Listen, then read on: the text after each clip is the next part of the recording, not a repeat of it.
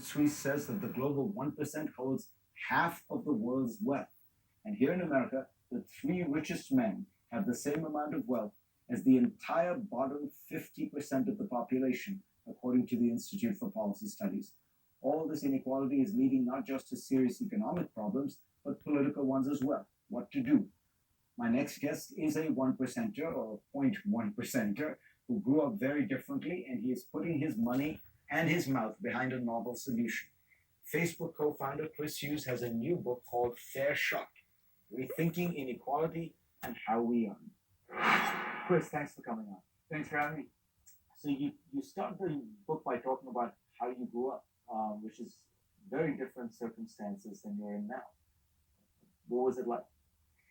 So I grew up in a little town called Hickory, North Carolina. It's foothills of the Appalachian Mountains. And my mom was a public school teacher. My dad was a traveling paper salesman. And we grew up pretty much as middle class as they come. We went to church almost every Sunday, and weekends were spent doing housework. My parents worked hard to make ends meet. I got a scholarship to go to fancy boarding school and then later on to Harvard. And while there, roomed with Mark Zuckerberg. And the Facebook story took off. The rocket ship rise has been well documented, and my life dramatically changed. I went from being part of the middle class to very much being part of the 1%. Specifically in the book, I talk about how I made nearly $500 million for 3 years worth of work. And the fact that there's nothing else to call that but what it is, a lucky break.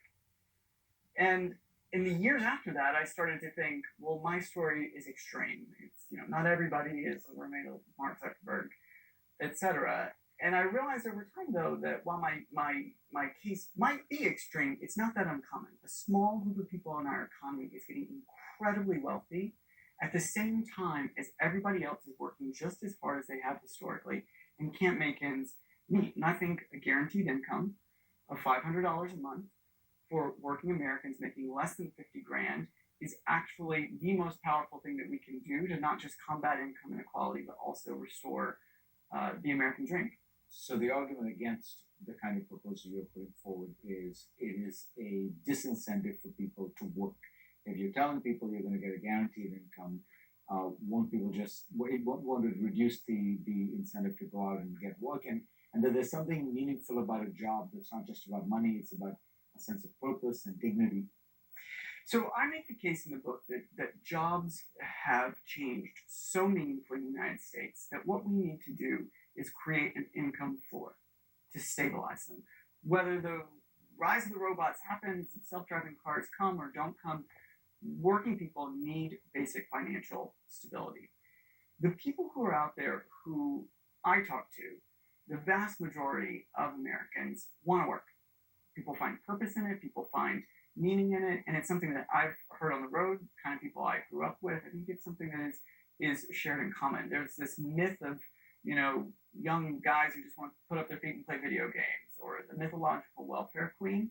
And I think those are really myths that we create in order to propagate certain stories, draw lines and divide, and not actually think about what's happening in the country. So in my view, I do think that if you're working and you make less than 50K, a guaranteed income of $500 a month, so if you are married, so each person would get $500 a month, would stabilize your financial life. And the evidence shows that you have to work. The evidence shows that people work just as much after getting the money as before. So the other argument is this will explode the budget deficit. What you're describing is a very expensive program. I think there's no two ways about it. I think a guaranteed income is expensive. There are some who say we should go even bigger. There are some who say we should go smaller. What I think is reasonable is $500 a month, people making less than $50,000. That would be an additional $300 billion to the federal budget, which is very meaningful, but it is doable. The way I recommend that we pay for it is bringing rates on income of about $250,000 into line with their historical averages, about 50%, and closing the most egregious other tax loopholes in the code.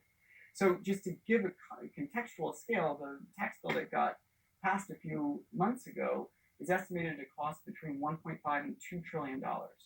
What I'm talking about, after you factor in economic growth, will cost more or less the same, a little bit more or less the same. So anybody who says to me, "Oh, this is too big of an idea," well, if it's not too big of an idea to cut rates on corporations in the 1%, then it shouldn't be too big of an idea to provide real economic opportunity to the people who need it most. When you go back to Appalachian, do they look at you because of the boarding school and Harvard and the money, but also the education? Do they think you have become a different person?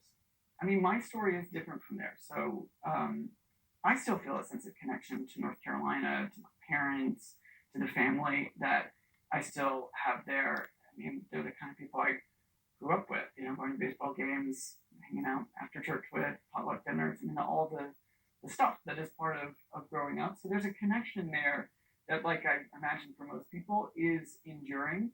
But there's also a sense that my life has taken a very different course, and that does make me different. And I also think that with that privilege comes a sense of responsibility because that is deeply tied into the same value set that I share with many people that I did grow up with. Chris Hughes, pleasure to have you. Thanks for having me.